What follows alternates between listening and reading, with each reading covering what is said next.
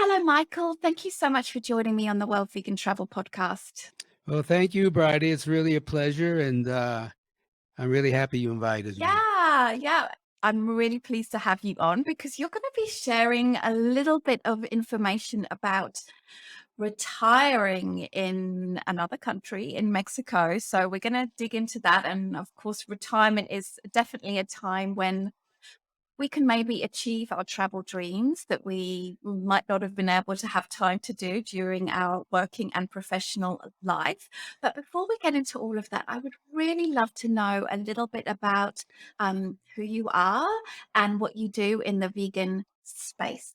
Okay, well, I was born in New York, 1942. Actually, I was born a month after the Japanese invaded Pearl Harbor, so it goes back a Mm. ways. So I was born into a family that my father was a butcher, and my brother was a butcher. I had two uncles who were butchers. So we had meat every day, at least once, meat and dairy.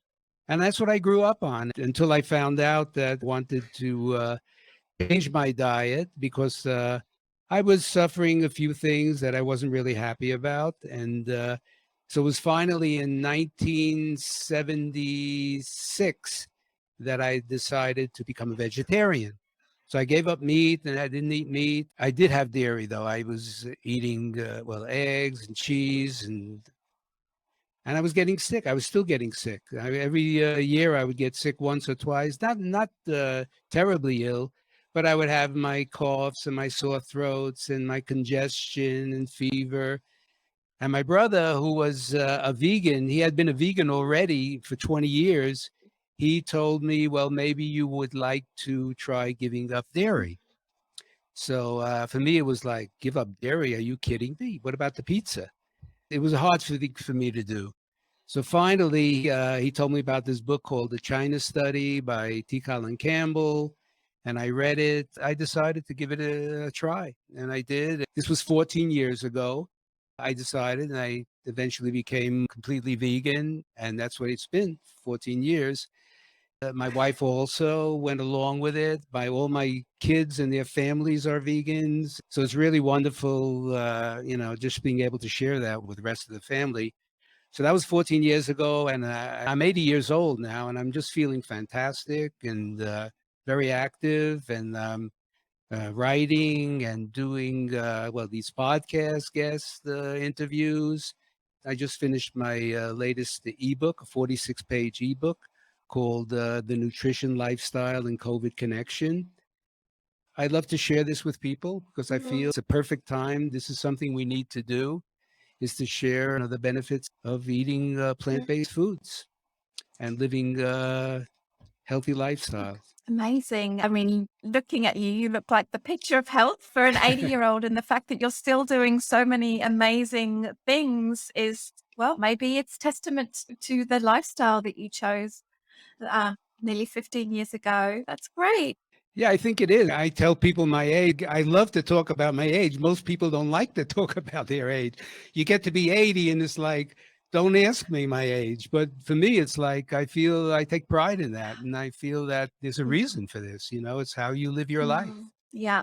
Yeah, that's certainly a big part of it. It's on very here. interesting for me because I've only been living in North America and Canada for a couple of years. This idea of retiring to Mexico or having holidays in Mexico, for me, Mexico has always been a very far off destination. And now, of course, like it's much closer and I'm sort of starting to learn a little bit more about Mexico. Michael, why don't you tell me how it is that you ended up in Mexico in the first place? Okay, well, it was back in 1964. I was finishing up my duty as a soldier. I was the basic training in Fort Sill, Oklahoma.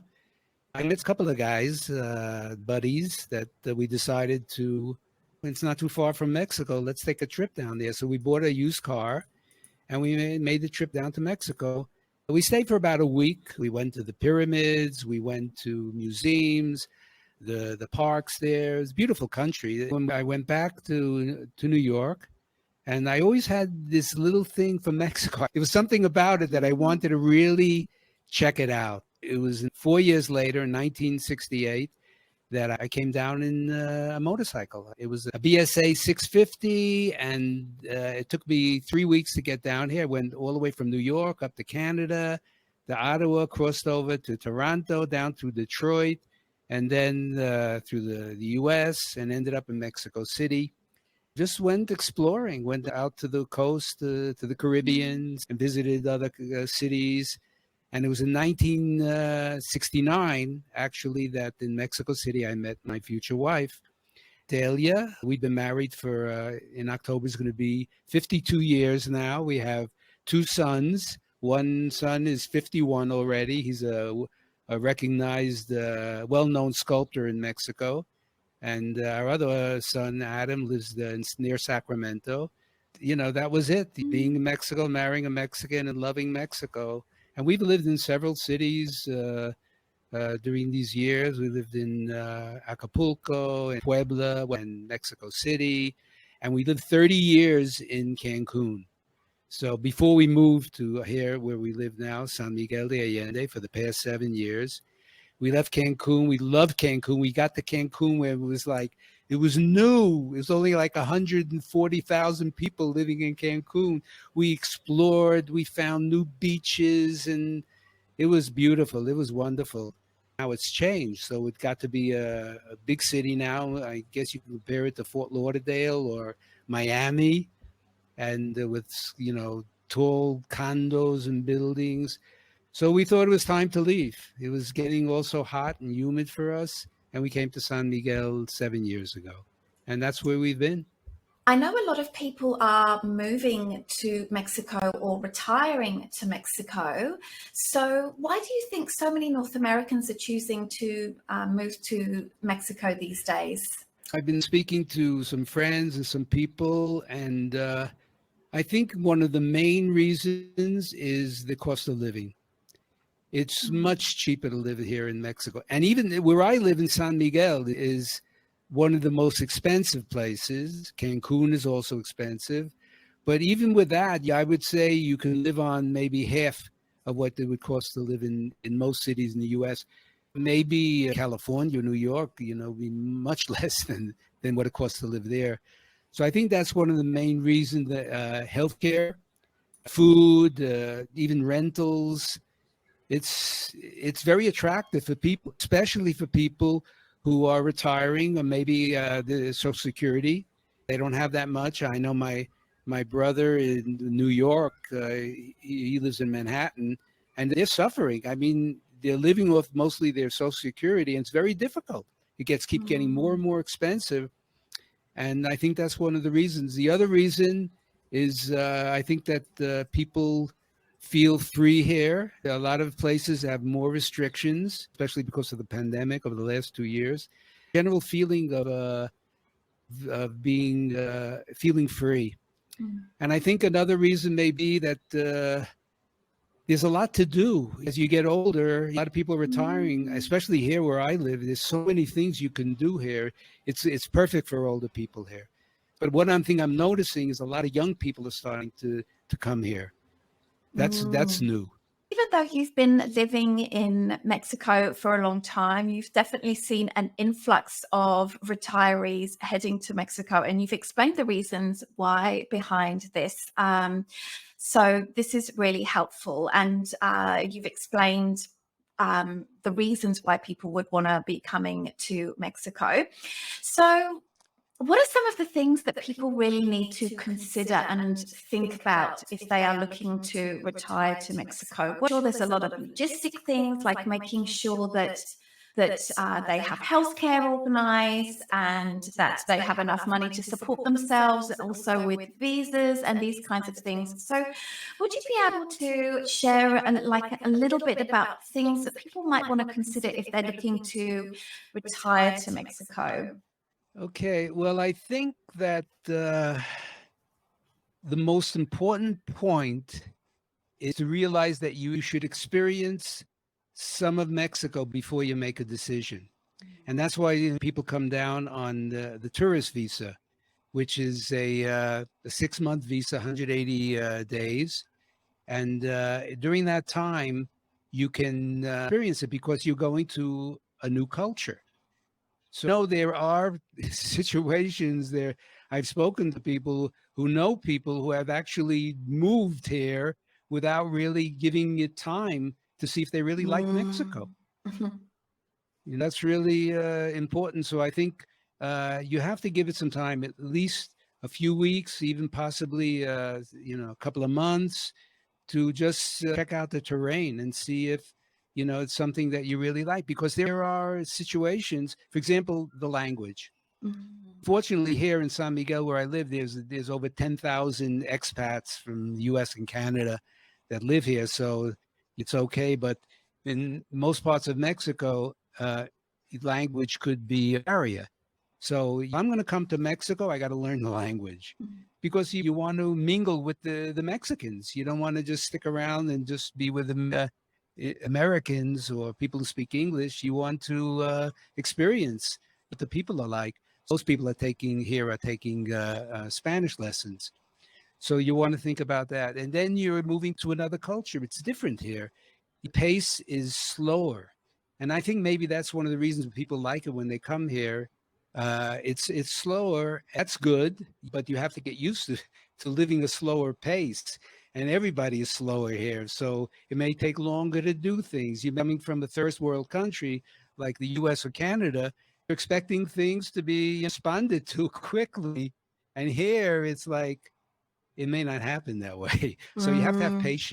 patience with the people, and you have to realize that, okay, are you willing to live with that? Maybe something goes wrong, you don't have water one day, and then you have to wait.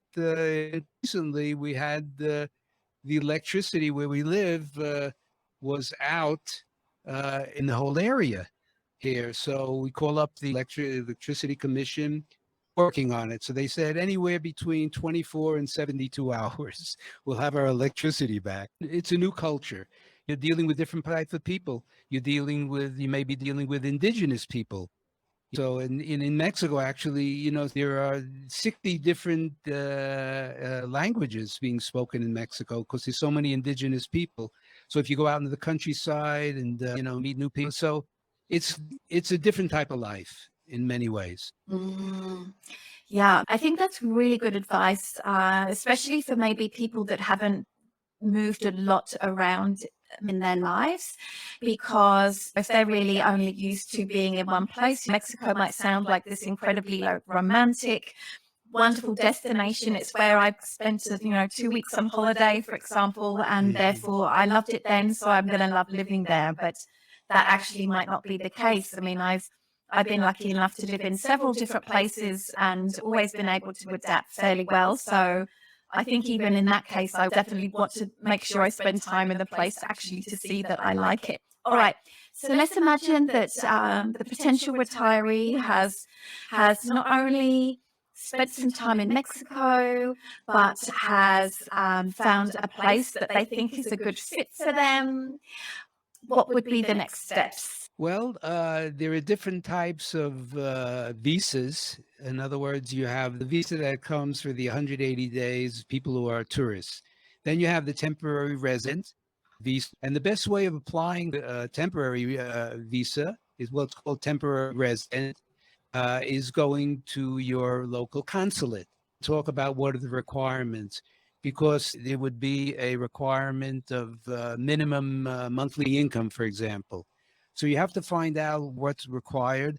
And then the temporary resident is good up to 4 years. And you could work with a resident. It's called also a working visa. You can work in Mexico. And you have the permanent resident visa, which is like having a green card in the US. In other words, you could do pretty much anything you want, except you can't vote and you can't hold office. So I have a permanent resident visa card. I wouldn't call it a visa. I call it a resident card. And that's what you eventually might like to do if you want to permanently stay in the country. Now, one thing that's very important also is that with a temporary resident, and you can go back and forth. I think that if you have a certain a visa in the U.S., for example, you have to stay a certain amount of months in the country. A lot of people here, where I live in San Miguel, they go back and forth between the U.S. and Mexico. So they have a home in the U.S. They keep their home in the U.S. and then they may have a home rental here. They come here for a certain amount of months of the year because the weather here in San Miguel is beautiful. So it never gets really too cold or too hot. And people come here, let's say in the wintertime, let's say from up north, because it's not as extreme, the weather. So you can go back and forth. But the best thing to do is to find out through the what are the requirements, because they could change also. Mm. So does Mexico have a specific retirement visa? Yeah, it's a temporary resident or a permanent resident, and either one of those is good that you could stay here. See, up to 4 years with a temporary resident and permanently with a permanent resident. Mm. But there is no retirement. In other words, retirement visa. It comes, you could apply for it. In other words, if you came down on your tourist visa and you say, I really like this place, I really like to spend some more time here, and I think I like to live here at least part of the year, you can go for your temporary resident. Or if you want a permanent resident, you want to own land here, or you could decide what you want. Permanent resident, you're just completely free, just like having a green card. Mm. Yes, I just recently acquired my permanent residency status here in Canada, and to keep my permanent residency status, I need to spend 3 years out of 5 years in Canada, unless I've got a very good reason. So because my work in travel and all of these things, as soon as I have the opportunity to get citizenship, I will take that opportunity, because then I won't have that kind of limitation, let's say. But yeah, that's definitely something to consider, to make sure you don't lose your permanent residency when you've invested so much time and effort to getting it. Okay, great. What about healthcare? Because I know this is a big question for a lot of people. Because even though I know healthcare is much cheaper compared with the United States, you could still end up with a big bill if you pay out of pocket for some sort of serious illness or injury. How do retirees cope with that? And especially, of course, as you get older, or very often healthcare issues bubble up. So how do retirees from North America deal with that? So for the basic things, it's really inexpensive. Like you're saying, in other words, if you get sick and you want to go to see a doctor, it could range anywhere from, let's say, $30 for an appointment. You go in a consultation, $30 to $50 for a consultation, and you get taken care of for simple things. Will you get surgery or something like that? So yeah, you would want to have health insurance. And there's companies in Mexico, they offer health insurance for foreigners when you're living here. In fact, I was checking out this. It's a website which I found very good. It's called expatarrivals.com. And they deal with everything on visas. They pretty much talk about all situations. They even offer, there are different types of health insurance. I can imagine, Michael, that there are probably a lot of services that you can get the use of to really help you navigate this possible move to Mexico. Just like how when I came to Canada, I employed the services of an immigration agent to help me with all of the visas and everything, and to help navigate that a little bit. I'm sure such services exist for visitors to Mexico, just so that you don't have to have such a great understanding of all the ins and outs. Is that fair to say? Yeah, that's really true. If you're in Canada and then you're in the States, is what you go to the consulate and you check it out, you find out what the requirements are. But if you're here, everything changes because everything is offered here. In other words, for example, here in San Miguel, we have, it's called the civil list, thousands of people on the civil list, expats, and you find anything you want. They have lawyers and people are called facilitators. So, for example, if you want something done, you want to get a driver's license or health insurance, you can go through a facilitator, and they offer it, and it's not expensive. So that's what most people do here, especially if you don't speak the language. People are always willing to help, and they know somebody who knows somebody. So you can find a facilitator who can help you do this and help you do that. Especially you want to buy a house here, you may want to take somebody with you who speaks the language, who's recommended by somebody else. There's a lot of Mm, that available. Once you're down here, it changes I things. I see. see. I I see. see. Okay, Okay, great. great. All All right. right. So you So you mentioned that the mentioned that the town that where town that you where you live in live in San San Miguel y Miguel y Allende Allende is a is very a very popular popular place place for for retirees. retirees. Can you Can tell you me a tell little me a bit little bit about about why that why that is? is? Well, first of all, tell you a little bit about San Miguel. It was one of the first cities that was founded in Mexico. It was, I think the date was 1562. It's about 60 years or 65 years after Columbus came, to the West. So it was one of the first cities founded and it's sort of in the area it's the birthplace of Mexico. So the independence of Mexico, it came all around this area here. It's maintained its feeling. It's still has the cobblestone streets. It's recognized worldwide as a special city. Yes, I think 5 or 6 years, twice on Travel and Leisure magazine, it came in number one as the best city in the world. And this year, it came in second best Wow. city in the world in Travel and Leisure magazine. Number one was another city in Mexico, which is Oaxaca, which is another popular place where people like to, possibly retire. The 1, 2 cities in the world is select cities in Mexico, and San Miguel. The culture is really special. It's colonial. It has so many things. It has cobblestone streets, and the population is not a very big city. It's about 180,000 people, and there's a lot of things to do. People like hiking, mountain climbing. There are rivers, and they have natural hot springs. It's an area of thermal waters, and there's so many things to do here in San Miguel. For example, you have a lot of art. It's very well known for its galleries. There's over 100 art galleries in San Miguel. Or there's hundreds of restaurants here. We have, I think somebody has said we have 100% vegan restaurants here, Wow. and there's a lot of other restaurants that offer vegan options because I formed a group here, which is called the Vegan Wave, San Miguel, and we have close to 450 members already.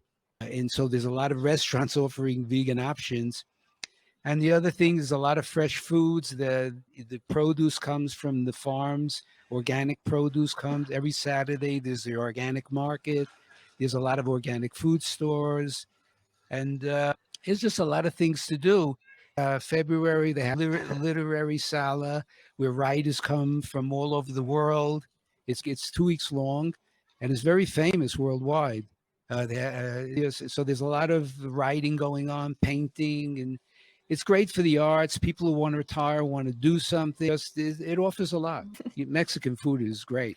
Yes, I did a Yes, I did really a really wonderful wonderful podcast podcast interview with interview with Eddie Eddie Garza, and Garza. he is He is a a Mexican Mexican American American chef, and chef, he and did he did a a virtual virtual vegan food vegan food tour on this tour on this podcast with podcast me a with few months a few ago, months and ago, and my mouth was my just mouth was watering just the whole watering the entire whole time. It entire was time. just It was so just so so delicious. It just delicious. It just sounds sounds like such like such incredible stuff, incredible and stuff. this And this town town sounds sounds really up my really up alley. my It alley. sounds It like a sounds like a really lovely really place lovely to place check to check out, and out. I I guess didn't I didn't realize realize until I moved moved to to North North America and America and started started learning learning more more about about Mexico, Mexico, just just how how diverse diverse it it is is and and culturally culturally rich rich it it is and is, and all diverse of and these all of these things. things. So let's So let's address another address another stereotype stereotype of of Mexico, Mexico, and that is that that Mexico can Mexico be can be dangerous. This is dangerous. something This is something certainly I have certainly I heard, have and heard. although Although I lived in I lived in Thailand, where Thailand, we would where very we would often very have often have big travel big travel warnings, warnings, and while I was while I living was there, and I was living like, there, and I was it's like, not it's dangerous. not dangerous. I'm absolutely I'm fine. absolutely fine.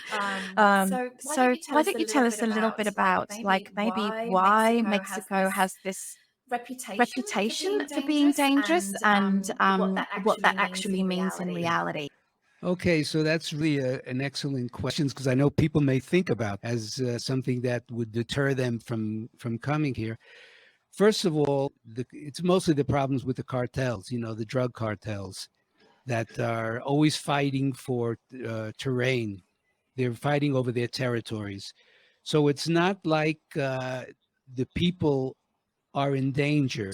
It's just that most of the violence is between the cartels fighting for power, and this started.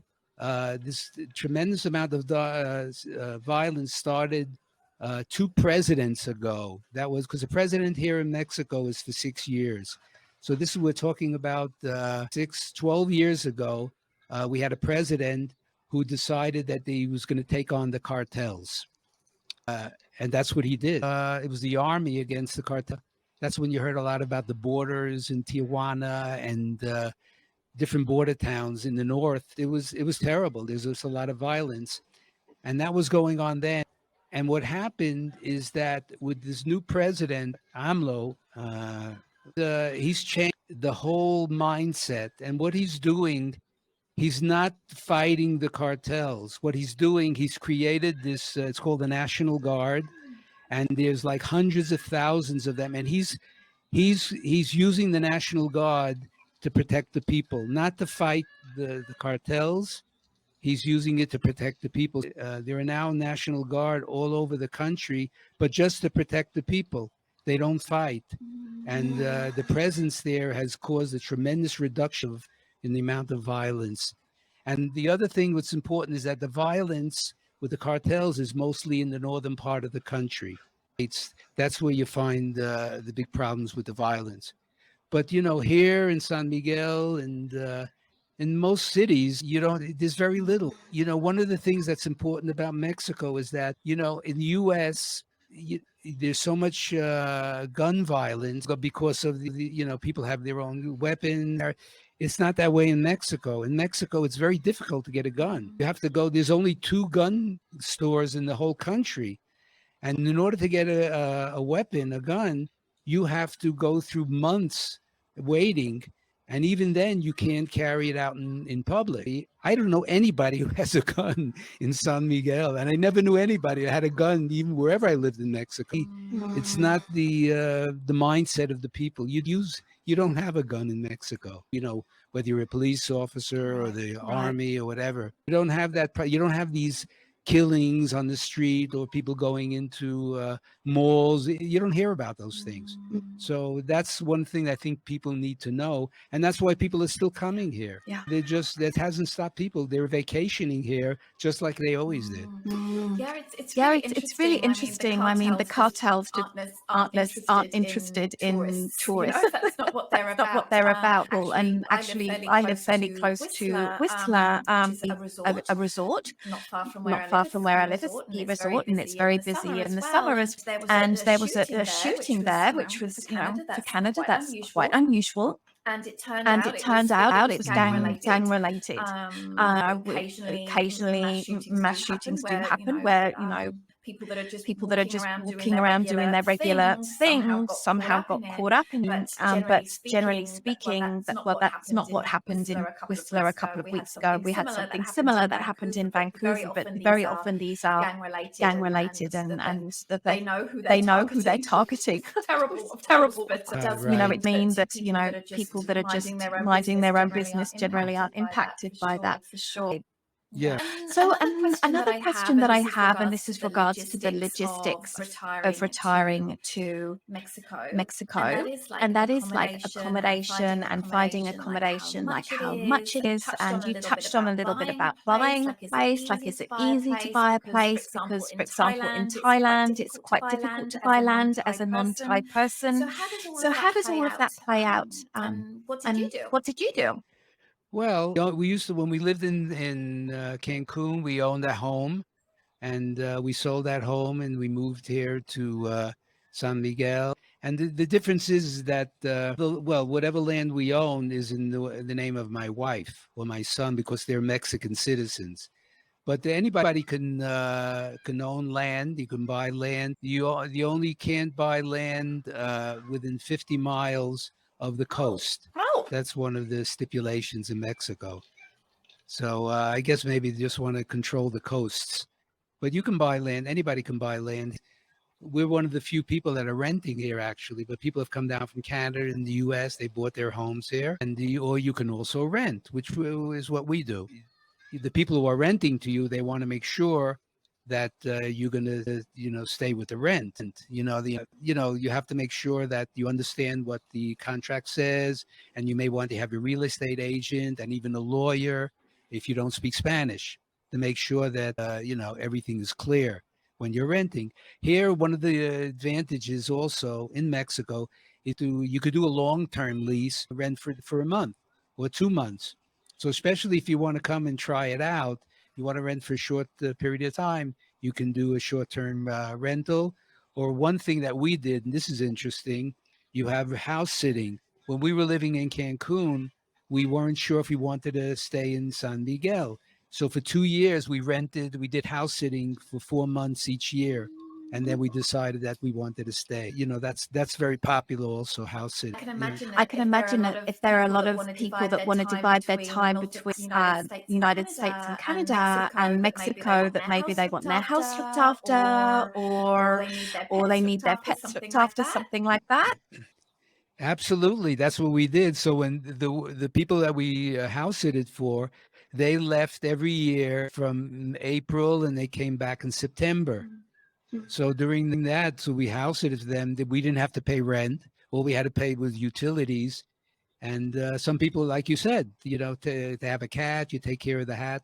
So that's very popular in Mexico, especially because people go back to the States or Canada, because that's another, why, when you asked at the beginning, why Mexico, it's so close to the US and Canada. So you can go back and forth with no problem. So that's what people do. They come here and they go back. And like right now, San Miguel is sort of empty because a lot of people went back to the state or Canada, and they'll be coming back from in September and October. That's when things start picking up again. So people are back in North America enjoying the summer months, I guess. Yeah, a lot of people. But people like, for example, these friends of ours from Canada, they are selling their house, and they were renting for several years. They just bought a house here, and now they're looking the possibility of selling their house in Canada. But you have both. Most people have both. They have their cake and eat it too. I will say I haven't thought too much about where I want to be when I retire, but definitely Mexico is on the list for sure. It just sounds like such an interesting place. I think I would really love it. All right, Michael, I want to thank you so much for joining us on the World Vegan Travel podcast. I'm going to be putting links to all of the things that you've talked about in the show notes. So I really encourage people to go and check that out. But before we go, would you mind spending a little bit of time with sharing with our listeners how they might connect with you, maybe ask you some follow-up questions, and how they might see some of the content that you've created? Well, thanks for this opportunity. Yeah, I have a website, and the website is Michael J. Dorfman, that's my name, .com. That's my website for plant-based nutrition and lifestyle practices. I get into many different topics, include the planet, environment. It's so much to see on that website. What I wanted to call attention to is I just finished a 46-page ebook, which I'm offering free to your audience. The title is The Nutrition, Lifestyle, and COVID Connection. It's basically on how to be best prepared, pandemics when they come, or viruses, and also how to prevent and reverse, chronic diseases, and especially thrive as we get older. I spent I think 30 or 40 hours putting together this ebook, and I'm offering it free for anybody who sends me their email. So I want to give you my email, and it's M, the letter M, Dorfman, the number 7 at gmail.com. That I can do it, and then I could put them up on the list, and they immediately would get their ebook. And then beside that, if you do that, you subscribe to my ebook. Every Thursday I send out a newsletter, which could be a blog or a video on veganism, on how we can help save the planet, and its species. So I make sure I get it out every Thursday, without fail. And I cover many topics. And if people would like to, comment to me, send me information, on what they'd like to know, if they have any questions, I'm completely open to that. That's my offer. That's really generous. So definitely people, if they would love to check out Michael's ebook, then you just send an email to mdorfman7@gmail.com. Okay, I just wanted to mention that in 2019, I published my first book, which is The Thriving Vegan, How to Discover the Foods Your Body Loves. That's on Amazon. It can be either a paperback or an ebook. But I want to finish my second book by the end of this year, which I'm going to be covering a lot more topics. So, yeah, I just wanted to mention that. Of course, this is your moment to mention those things. Thank you so much, Michael. It's just so wonderful to see that somebody who is retired, still doing some really amazing things and putting lots of fun stuff and useful stuff into the world. Michael, I want to thank you so much for joining me on the World Vegan Travel Podcast. I really appreciate it. Well, thank you very much, Friday, and it was a pleasure doing this.